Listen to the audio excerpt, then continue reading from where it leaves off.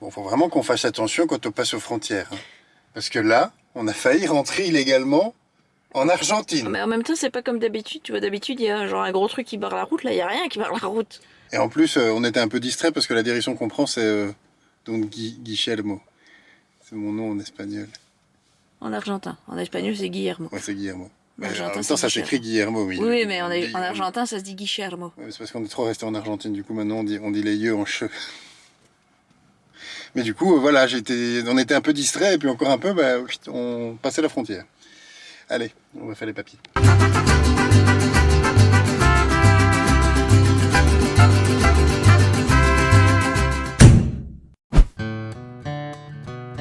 Et oui, on repasse déjà en Argentine, mais seulement pour une courte durée cette fois-ci.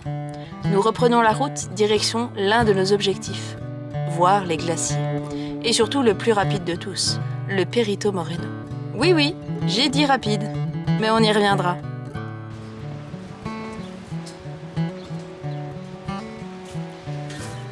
On peut savoir ce que tu fais? On est en Argentine. Allez, viens. Viens. T'es contente d'avoir quitté le Chili comme t'es là? Je suis contente d'être revenue en Argentine. Allez, ça fait qu'une semaine, Boubinette. Oui, mais c'était long une semaine sans l'Argentine. Allez, on y va. Hop. Et ne t'en fais pas pour le Chili, on y reviendra.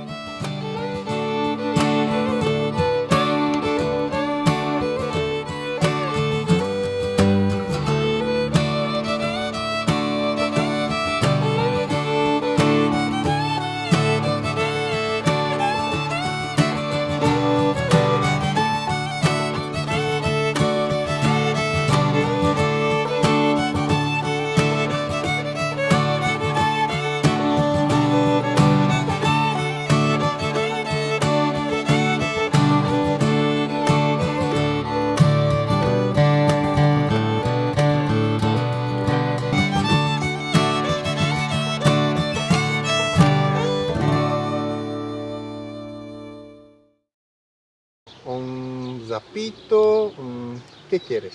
Como animales. ¿Cuál es tu animal preferido? Preferido. El guanaco. El Ah. guanaco. Comme une girafe. Si. Et on a des petits visiteurs qui sont curieux.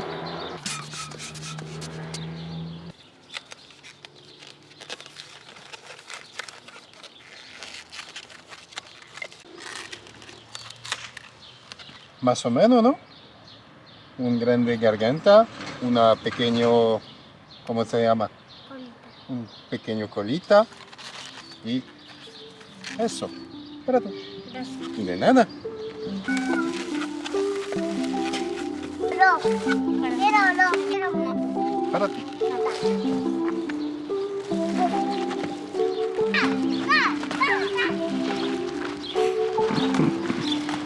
Après cette douche qui nous a fait chaud au cœur et au corps, que dirais-tu d'aller voir une chose qu'on ne montre sans doute pas souvent à Calafate, à savoir le musée des glaciers.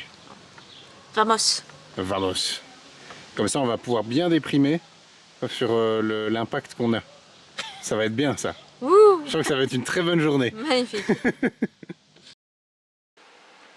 Une petite fin de journée où on va se cuisiner le repas du voyageur, des nouilles. Des nouilles. Parce qu'il est tard et qu'on est à 2 pas du Perito Moreno.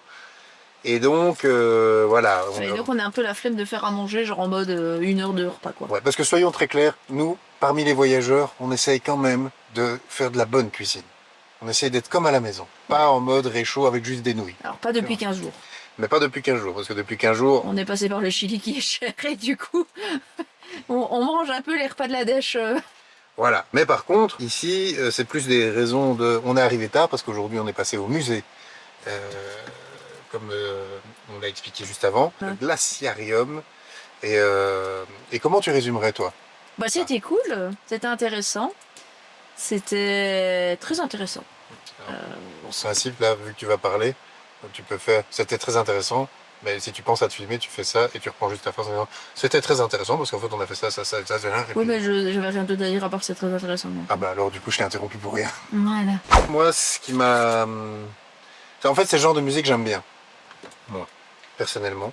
Parce que c'est pas un musée qui te montre juste des œuvres d'art ou un truc ainsi. Moi personnellement j'aime bien quand un musée il délivre un message. En gros, tout le musée, ça t'explique vraiment comment se font les glaciers, quels sont les différents types de glaciers, je veux dire le nombre de glaciers qu'il y a sur le monde, le nombre de glaces. Comment voilà. se forme la glace d'un Comment glacier? Parce que moi personnellement je ne savais pas. Oui, voilà, c'est ça, comment ça se forme, enfin vraiment, voilà, les différents types, etc. À côté de ça, on y apprend aussi des choses, moi je trouve super cool. Et on a vécu des moments super cool. C'est bête, mais pour moi, un flocon de neige, ça ressemble à ce qu'on dessine dans les bandes dessinées. Aujourd'hui, j'ai appris qu'en fait, un flocon de neige, ça avait mais des formes complètement différentes et magnifiques en fait. C'est intéressant aussi de se dire que toute la glace qu'il y a sur Terre, il y en a 87% en Antarctique. Ah oui, ça aussi, moi j'imaginais pas. Moi, ce qui m'avait marqué, c'était cette donnée-là. Hein. L'eau, tu as l'eau, qui est fatalement l'eau en général. Puis en fait, dans l'eau, tu avais tout un schéma qui t'expliquait que l'eau salée, ben, c'est énormément, mais l'eau douce, c'est déjà une fraction. Et alors après, de cette fraction-là, ils te disent, voilà, là, tu as l'eau souterraine, l'eau atmosphérique, et je ne sais plus quelle autre eau. Et alors là-dedans, ils te disent, ensuite, dans l'eau, là, il y a les nappes, et qui donc constituent aussi après les rivières, les machins, etc. Et donc tu te rends compte que ben, tout ce qui est rivière, etc., toutes ces immensités d'eau que nous on considère comme abondantes, en fait, il y en a très peu finalement. Et c'est là où l'impact, quand on dit oui, tiens, ils ont niqué une nappe phréatique pas loin, à tel endroit, on est en train d'empoisonner cette nappe phréatique-là, on pourrait se dire ouais, ça va, il y en a plein d'autres. Mais en fait, non, il n'y en a pas plein d'autres. Il y en a quelques-unes.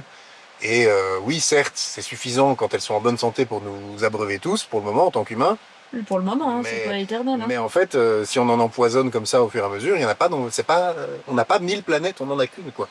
Mais c'est surtout du coup à la fin, donc une fois que tu as bien conscientisé tout ça, ben, à la fin, tu as vraiment tout un passage de 5 minutes, hein, mais un passage en fait qui te confronte à la destruction humaine, en fait, hein, au réchauffement climatique et en fait à ce que ça engendrerait. Moi, c'est ce moment-là qui m'a finalement aussi, et c'est bien fait parce que du coup, c'est là où tu vois que ce musée est bien pensé, c'est que ils sont quand même parvenus à ce que ces 5 dernières minutes, tu as eu suffisamment de temps avant pour comprendre et apprécier le sujet, à savoir la glace, la nature, enfin voilà, je veux dire, on voyage aussi, on est en contact direct avec la nature, donc on l'apprécie déjà, mais je veux dire, là en plus, ils te rendent familier finalement tout ce domaine qui peut être un peu obscur, et puis après, derrière, tu te manges la claque. Bon, je l'attendais un peu, c'est pour ça que j'avais teasé en faisant une blague, mais la claque de, ok, tout ça est très beau, mais tout ça est en train de disparaître parce que on fait un peu n'importe quoi. Non, mais puis surtout, enfin, je veux dire, c'est pas genre ils disent tout ça est en train de disparaître, ils te disent aussi, voilà des impacts que ça aura. S'il y a la fonte de la calotte glaciaire, enfin plus qu'est-ce qu'elle ne l'est maintenant, hein. En gros, plus elle va fondre, plus il y aura des tornades violentes, parce qu'en fait, du coup, l'humidité sera encore plus grande, donc en gros, ça aura un impact là-dessus, ça aura un impact du coup sur les insectes, genre les moustiques, qui du coup vont se propager plus, et du coup, il y aura plus de maladies. Oui, parce que la température sera plus haute, donc plus haut et plus humide, donc la prolifération de moustiques. Voilà, c'est ça, prolifération de moustiques. Et aussi, parce que ça c'est vrai que moi, de base, quand on me disait les glaciers sont en train de fondre, quand tu es à un endroit du globe où il n'y a pas de glace, etc., tu dis oui, mais c'est jamais très concret. Enfin, je veux dire, on te dit, c'est comme quand on dit il va y avoir un réchauffement global de 2 degrés. Ici en Belgique, il fait 13 degrés. Là-bas, il en fera 15 par après. Voilà. Est-ce que c'est grave? Non. En fait, si. Mais c'est parce que tu conscientises pas forcément les impacts. Et là, dans ce genre de musée-là, dans ce genre de lieu, moi, ce que j'aime beaucoup, c'est que ils parviennent à rendre très concret des concepts qui sont beaucoup plus abstraits. Après, il y a aussi une donnée, et ça c'est malheureux pour nous, parce que pour nous Belges, parce que du coup, en fait, on le conscientise encore moins, parce qu'étant donné qu'on est dans une latitude qui est entre guillemets ni chaude ni froide, je vais dire les impacts, en fait, on va pas trop les voir, mais alors du coup, c'est en gros tout va bien. Alors qu'en fait, pas du tout. Tout va pas bien et malheureusement, ça sera les zones chaudes qui seront encore plus chaudes et les zones froides qui seront, elles, moins froides, mais qui du coup... On va avoir des dérèglements et des impacts sur tout le monde. Exactement. Là, on parle du côté alarmiste et... enfin, pas alarmiste, mais réaliste. Un constat réaliste de malheureusement ce qui est en train de se passer et vers où on va et où il vaut mieux essayer de tout faire pour ne pas y arriver. Et ça, c'est quand même l'idée avec laquelle tu ressors de ce musée. Enfin, sauf si tu as consommé trop de gin tonic dans le bar glacé qu'on a fait juste après. Ça, c'était sympa aussi quand même. Je pensais que j'allais pouvoir faire le fort, entrer sans manteau dans le bar de glace, mais... Ben oui, ça me paraît logique, hein.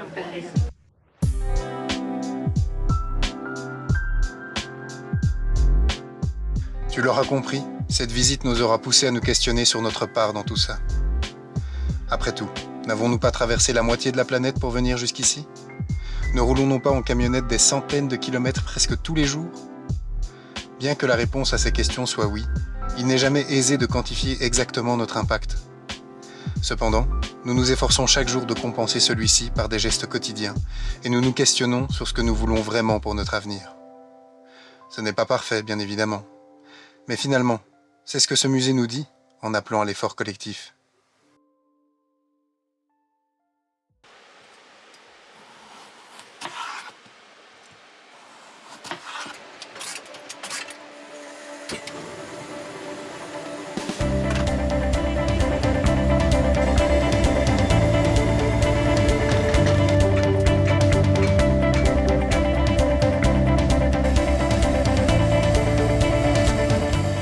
T'as pas un peu l'impression de faire de la grande gastronomie avec de la base? Pas du tout.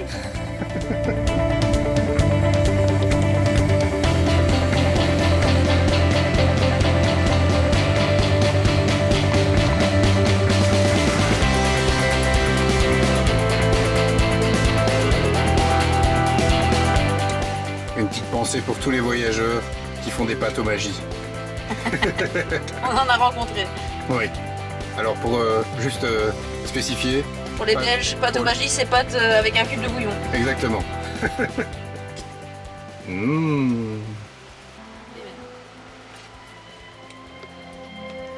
Bon appétit! Bon appétit!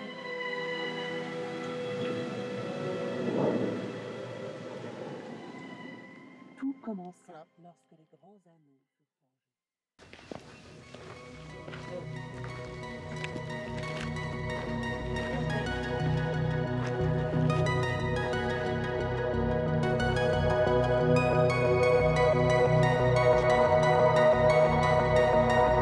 C'est trop bien, c'est mon anniversaire et je vais voir un glacier.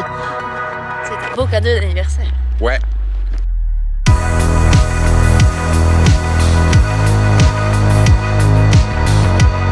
Le jeu du jour, ça va être d'essayer de filmer des morceaux qui tombent. Déjà en voir, ça serait déjà pas mal, hein. Parce qu'on les entend, mais là pour l'instant on les a pas encore vus. Ouais.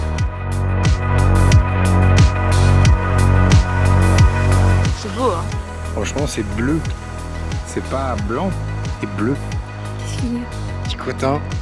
T'en as eu un qui est tombé. Ouais, j'ai réussi à en avoir un. Bon, c'est un tout petit, mais j'en ai eu un. On a fait tous les escaliers. C'est un peu fatigant. On a des boulettes, hein. Mais surtout qu'on va manger au resto ce soir. Bon, monsieur, ton anniversaire. Alors j'ai le droit d'être une boulette, c'est ça? Ouais.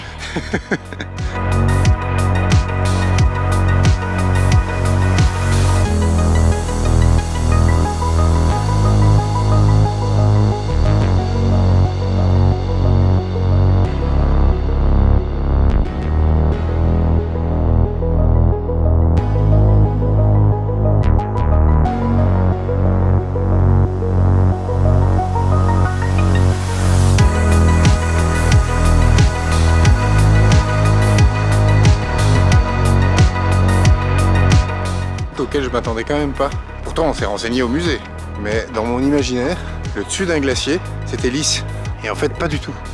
Moi j'avais l'impression en fait que c'était plus carré que ça dans mon esprit quoi. Mais du coup quand ils font la...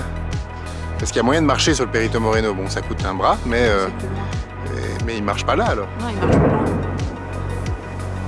Alors ça, je sais pas si vous l'avez entendu, mais ça c'est le deuxième point qui me surprend aussi, c'est que je pensais que ça allait être, C'est tu les vois, bruits. mais c'est le bruit en fait. Il y a un bruit permanent ici déjà d'eau qui coule, Non, mais de première glace chose. qui craque. et alors ouais de glace qui craque, limite, ça me fait penser presque au tonnerre. Ouais. C'est pas loin. C'est pas long. Bon, on va expliquer quand même de vive voix, tous les gros morceaux qu'on voit là, c'est des morceaux qui viennent de tomber de la falaise. Bon, la frustration, c'est que à chaque fois qu'on bougeait, on quittait un endroit qu'on était resté pendant genre 5 minutes, on entendait après. Et Non, mais ici, celui-là, on l'a vu. ça a été quasi le même, sauf qu'on était en train de partir et on l'a vu. Oui, et celui-là, c'était un gros qui, à mon avis, il n'y a pas eu toute la journée, ça. Oh non. Bon, on n'a rien attendu, mais je pense qu'il y a des choses qu'il faut garder pour nous. Hein. Vous avez qu'à venir. C'est ça.